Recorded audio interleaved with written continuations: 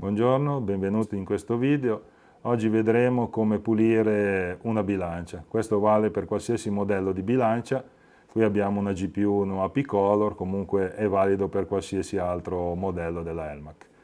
Cosa vi servirà? Uno straccio morbido, va bene anche un pezzo di carta per pulire, tipo Scottex, un cotton fioc,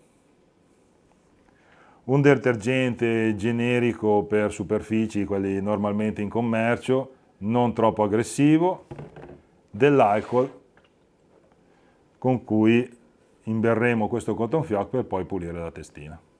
Si passa sulle parti esterne in maniera, ripeto, delicata, soprattutto sulle tastiere e sui display in maniera molto delicata.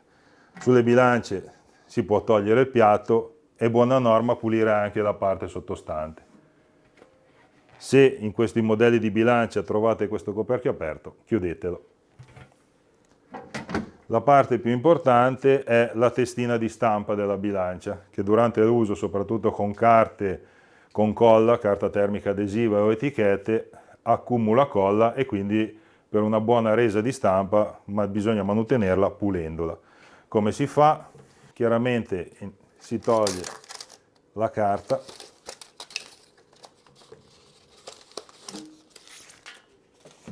si apre la testina, in questo caso la testina di stampa è nella parte superiore, si prende un cotton fioc, è meglio di un batuffolo di cotone perché tende meno a perdere dei pezzi. Lo si bagna di alcol o di un detergente specifico per rimuovere la colla, se ne trovano in commercio di diversi spray, e si passa in maniera molto delicata su tutta la testina, avanti e indietro, avanti e indietro. Se si sentono dei grumi, non insistere, ma magari rimettere un po' di alcol e continuare a passare in maniera delicata, per non rischiare di strappare via dei pezzi della testina e dopo la stampa ne risentirà.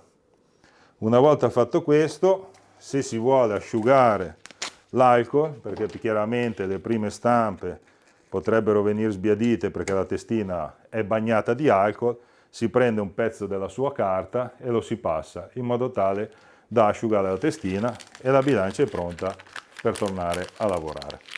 Grazie per aver visto questo video. Se avete bisogno di ulteriori informazioni potete sempre contattarci ai nostri numeri o potete visitare il nostro sito web.